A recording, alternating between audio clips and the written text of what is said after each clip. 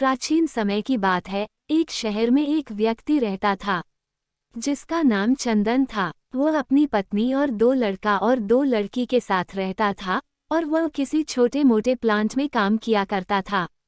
चंदन और उसकी पत्नी खुशी खुशी अपना जीवन व्यतीत कर रहे थे। समय का चक्र बीत रहा था और उनके लड़का लड़की बड़े होते जा रहे थे। जब उसकी बड़ी बेटी कक्षा 5 में पढ़ रही थी, तभी एक दिन स्कूल की छुट्टी के समय जब वह लड़की सीढ़ियों से नीचे उतर रही थी, तभी पीछे से किसी लड़की से धक्के लगाने पर वह सीढ़ी से नीचे गिर गई, जिसके कारण उसके पैर में चोट आ गई। जब लड़की घर पर लंगड़ती हुई आई तो उसके पिता ने पूछा, क्या हुआ? तभी लड़की ने उन्हें पूरी बात बताई। पिता ने सोचा छोटी मोटी चोट है, और यह सोचकर उसने अपनी बेटी से कहा कि इसे गर्म पानी से सेक लो, ठीक हो जाएगा। कुछ दिन बीतने के बाद लड़की का पैर फूलने लगा और उसे चलने में दिक्कत होने लगी। तभी उसके पिता ने कुछ लोगों की बातें सुनकर किसी एक ओझा को ले आए, जबकि उसे कुछ नहीं आता था और वह पैर ठीक नहीं कर पाया। कुछ समय बीतने के बाद जब उसकी लड़की की हालत और ज्यादा खराब होती जा रही थी, एक दिन जब उसके पिता अकेले कहीं बैठे हुए थे तो वह मन ही मन सोच रहे थे कि क्या करें। तभी सोचते सोचते उनके दिमाग में आया, क्यों ना डॉक्टर से दिखाया जाए। तभी दूसरे दिन वह अपनी लड़की को लेकर वहीं पास के अस्पताल में जाते हैं। डॉक्टर जब लड़की को देखता है तो लड़की के पिता से कहता है कि जल्द ही इसका ऑपरेशन करना होगा, क्योंकि इस लड़की के पैर में एक बहुत बड़ा घाव हो चुका है, जिसके कारण लड़की का पैर भी काटना पड़ सकता है। पिता डॉक्टर से पूछता है कि ऑपरेशन में कितने पैसे लगेंगे। तभी डॉक्टर कहता है 40,000 रू लगेंगे। पिता घबरा जाता है, लेकिन पैसे की तलाश में इधर से उधर जाने लगता है।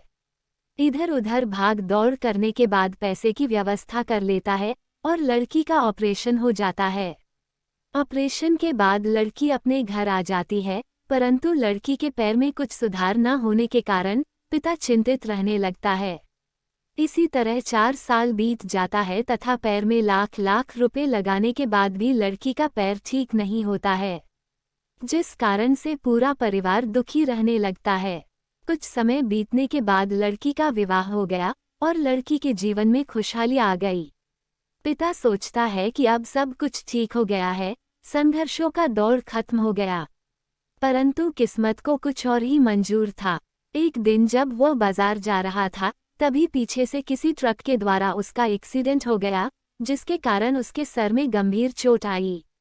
चंदन 1 महीने तक बिस्तर पर ही रहा।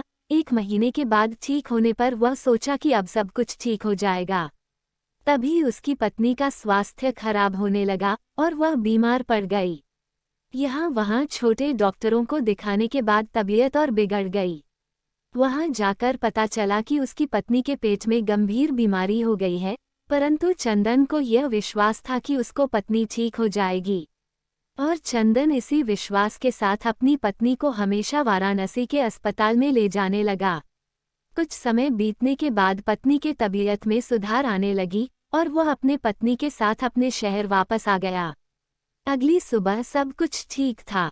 चंदन का बड़ा और छोटा बेटा दोनों स्कूल चले गए और चंदन अपने काम पर चला गया। बड़ा बेटा स्कूल में सोच रहा था कि चलकर माँ से कुछ बातें करेंगे, तभी 11 बजे उसका मित्र आता है और कहता है कि चलो तुम्हारी माँ की तबीयत खराब हो गई है। बड़ा बेटा दौड़ता हुआ अपने घर की तरफ आता है, तब तक बहुत देर हो गई होती है, उसकी माँ की मृत्यु हो चुकी होती है। बेटा माँ को देखते ही फूट फूट कर रोने लगता है और वह अपनी माँ का अंतिम संस्कार करता है। 1 साल तक पूरा परिवार दुखी ही रहता है। कुछ समय बीतने के बाद दुखों के बादल छट जाते हैं और चंदन अपने लड़का और लड़की के साथ सुखमय जीवन बिताने लगता है। आज उसका परिवार खुश खुशी जीवन जी रहा है। दोस्तों, जीवन में सुख और दुख दिन और रात की तरह होते हैं, जो कभी स्थायी नहीं रहते। इसलिए दुख के समय में कभी हिम्मत नहीं हारना चाहिए तथा सुख के समय कभी अहंकार नहीं करना चाहिए। इसलिए कहा गया है। आप सभी को जीवन में संघर्ष की कहानी, लाइफ स्ट्रगल स्टोरी कैसी लगी, कृपया कमेंट करके बताएं और अपने दोस्तों के साथ व्हाट्सएप, फेसबुक पर शेयर करें।